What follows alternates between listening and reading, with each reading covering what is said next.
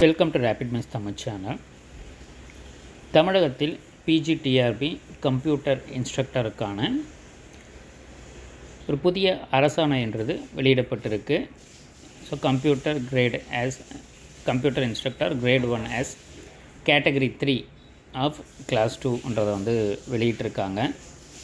So இந்த GO அடிப்படையில் தற்போது வெளியிடப்பட்டிருக்கக்கூடிய ஜிஓ எதற்காகன்றதும் தற்போது அறிவிக்கப்பட்டிருக்கக்கூடிய ஜிஓவின் படி எது வந்து இந்த கம்ப்யூட்டர் இன்ஸ்ட்ரக்டருக்கான குவாலிஃபிகேஷன் என்னன்றதை நம்ம முழுமையாக இந்த வீடியோவில் பார்க்கலாம்.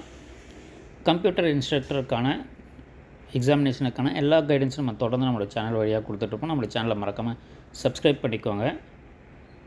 டிஆர்பி கம்ப்யூட்டர் இன்ஸ்ட்ரக்டருக்கான அனைத்து தகவலும் நம்ம தொடர்ந்து கொடுத்துக்கிட்டே இருப்போம். இந்த சர்க்குலரை பொறுத்தவரையில் பார்த்திங்கன்னா கம்ப்யூட்டர் இன்ஸ்ட்ரக்டரை வந்து போஸ்ட் கிராஜுவேட் அசிஸ்டண்ட் அதற்கு ஈக்குவலாக இணையாக வந்து கம்ப்யூட்டர் பிஜி அசிஸ்டண்ட்ன்றது நம்ம வந்து சொல்லுவாங்க. போஸ்ட் கிராஜுவேட் அசிஸ்டண்ட்ன்றது அதற்கு இணையானதான் கம்ப்யூட்டர் இன்ஸ்ட்ரக்டர் கிரேடு 1 தற்போது இணைத்திருக்காங்க.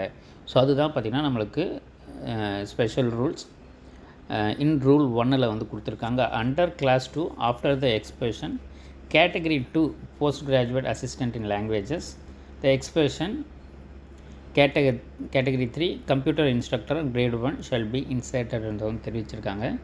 அதில் பார்த்திங்கன்னா இதுவுமே பார்த்திங்கன்னா ஒரு போஸ்ட் கிராஜுவேட் அசிஸ்டண்ட்டுக்கான ஈக்குவல், இரண்டுமே இணை தான், இரண்டுமே ஒன்று தான். கம்ப்யூட்டர் இன்ஸ்ட்ரக்டர் சொன்னாலும் போஸ்ட் கிராஜுவேட் அசிஸ்டண்ட்ன்றாலும் ஒன்று தான்ன்ற மாதிரி நமக்கு தெரிவிச்சிருக்காங்க.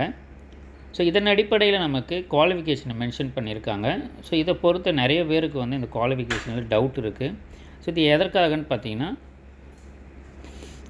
தற்போது மென்ஷன் பண்ணியிருக்கக்கூடிய computer direct instructor recruitment grade 1க்கு பொறுத்தவரையில் 50% of marks from recognised university and bachelor's degree பிஎட்ன்றது வந்து நம்மளுக்கு வந்து சொல்லியிருக்காங்க. Post graduate with at least 50%. அதே போல் post graduate with 45% of marks bachelor's of education BEd. இப்போ நம்மளுக்கு கட்டாயமாக போஸ்ட் கிராஜுவேட்ன்றது கட்டாயம்ன்றது சொல்லியிருக்காங்க. இந்த இடத்துல பார்த்திங்கன்னா நம்மளுக்கு post graduate with at least 50% of marks or its equivalent recognised university BA BEd BSc BEd from any national council for teacher education recognised இன்ஸ்டியூஷன்றது வந்து தெரிவிச்சிருக்காங்க. இதில் நிறைய பேருக்கு டவுட்டு என்னன்னு பார்த்தீங்கன்னா இதை பொறுத்தவரை நம்மளுக்கு BSc BEd சொல்லியிருக்காங்க, போஸ்ட் கிராஜுவேட்டை வந்து சொல்லியிருக்காங்க. இன்ஜினியரிங் இதுக்கு வந்து எலிஜிபிளான்றது தான் நிறைய பேருக்கான ஒரு டவுட்டாக இருக்குது. கட்டாயமாக வந்து இன்ஜினியரிங்குமே எலிஜிபிள் தான். பட் இதில் நம்மளுக்கு வந்து அதை டைரெக்டாக நம்மளுக்கு மென்ஷன் பண்ணலை, போஸ்ட் கிராஜுவேட்ன்றதை கொடுத்துருக்காங்க. அப்போ அதை பொறுத்தவரையில் வந்து நம்மளுக்கு இன்ஜினியரிங்கும் சேம் ஆஸ் நமக்கு யூஜி பிஜி சேமாக இருந்ததுன்னா அது வந்து ஏற்றுக்கொள்ளப்படும். அதை தான் வந்து கடைசி பாயிண்டில் நமக்கு வந்து கொடுத்துருக்காங்க.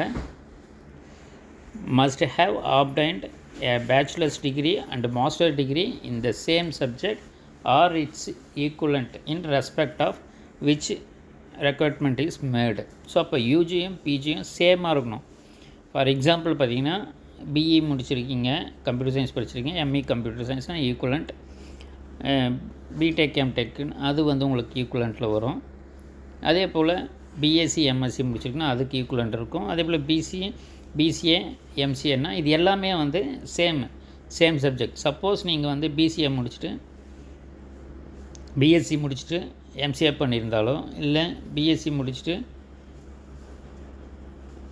பிசிஏ முடிச்சுட்டு எம்எஸ்சி பண்ணியிருந்தாலும் அது வந்து ஈக்குவலண்ட் டு எம்எஸ்சிக்கான்றதை நமக்கு வந்து கேட்பாங்க. அப்போ மட்டும் நம்மளுக்கு அதற்கான ரெகுலர் ஜிஓ இருந்தால் போதும். அப்போது அதில் வந்து நம்மளுக்கு பிரச்சனை கிடையாது. பட் படிக்கும்போது நம்ம அதை ரெகுலராக நீங்கள் அதை கரெக்டாக நோட் பண்ணி நம்ம வந்து படிச்சிருந்தால் அது எந்த ஒரு பிரச்சனையும் இருக்காது. அதே போல் மேக்ஸிமம் நம்மளுக்கு எம்எஸ்சிக்கு ஈக்குவலண்ட்டாக இருக்கா, சப்போஸ் நமக்கு ஸ்ட்ரீம் மாறி இருக்கும்போது அதை மட்டும் நம்ம தெரிஞ்சு வச்சுருந்தால் போதும். அதில் இது வந்து பிஇயுமே எலிஜிபிள் தான். ஏன்னு பார்த்திங்கன்னா நம்மளுக்கு இன்றைக்கு வெளியான செய்தித்தாள்லையுமே அதை வந்து குறிப்பிட்டிருக்காங்க.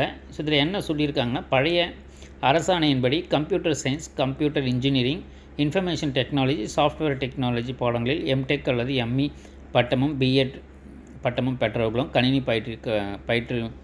பயிற்றுனர் பதவிக்கு தகுதியானவர்கள் என்பது குறிப்பிடத்தக்கது. ஆனால் தற்போது வெளியிடப்பட்ட புதிய அரசாணையின்படி எம்இ எம்டெக் பட்டப்படிப்புகள் இந்த பணிகளுக்கு தகுதியில்லை என கூறப்படுகிறது. ஸோ இது அப்படி இல்லை. இதை நம்மளுக்கு இதில் சப்ஜெக்ட்ஸோ இல்லை டிகிரியோ மென்ஷன் பண்ணலை. காமனான ஒரு ஜியோவாக தான் கொடுத்துருக்காங்க. போஸ்ட் கிராஜுவேட்டுன்றதை மென்ஷன் பண்ணியிருக்காங்க. ஸோ அப்போ நம்மளுக்கு இது எப்போது இது கிளியராக தெரிய வரும்னா, நமக்கு அதற்கான நோட்டிஃபிகேஷன் பிஜிடிஆர்பி அந்த டிஆர்பி இணையதளத்தில் அதற்கான நோட்டிஃபிகேஷன் வரும்போது தான் நம்மளுக்கு அந்த சப்ஜெக்ட் வைஸு அதே போல் எந்தெந்த டிகிரின்றது நம்மளுக்கு நோட்டிஃபிகேஷனில் தான் கொடுப்பாங்க. ஸோ இது ப்ரீவியஸாக வெளியிடப்பட்ட நோட்டிஃபிகேஷன்ஸில் இது மாதிரி நம்மளுக்கு பாக்ஸ் பண்ணி கொடுத்துருக்காங்க.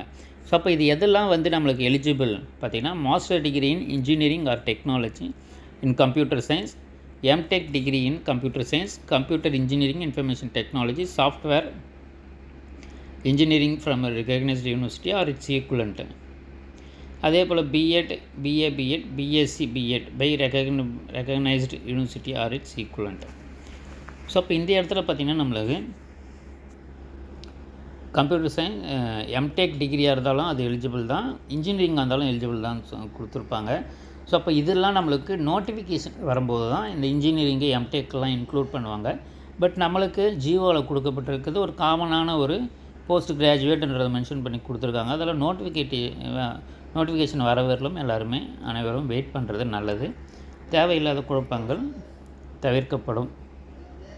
ஸோ இது மாதிரி நம்மளுக்கு நோட்டிஃபிகேஷனில் கிளியராக அதை மென்ஷன் பண்ணுவாங்க. இப்போ வெளியிடப்பட்டிருக்கக்கூடிய ஜியோவில் நம்மளுக்கு அது ஒரு காமனான ஒரு சப்ஜெக்ட்ஸாக தான் சொல்லியிருக்காங்க. சப்ஜெக்ட்ஸு எந்தெந்த டிகிரின்றதை நம்மளுக்கு மென்ஷன் பண்ணலை. ஸோ அதெல்லாம் யாரும் குழம்ப வேண்டாம். நம்மளுக்கு கட்டாயமாக நோட்டிஃபிகேஷனில் அது டிஆர்பி ஆசிரியர் தேர்வு வரையும் கரெக்டாக நம்மளுக்கு அதை வரிசைப்படுத்தி தருவாங்க. இது போல் தொடர்ந்து நம்ம சேனலில் இணைந்திருங்க. அனைத்து தகவலும் நம்ம தொடர்ந்து கொடுத்துக்கிட்டே இருப்போம். தேங்க்ஸ் ஃபார் வாட்சிங்.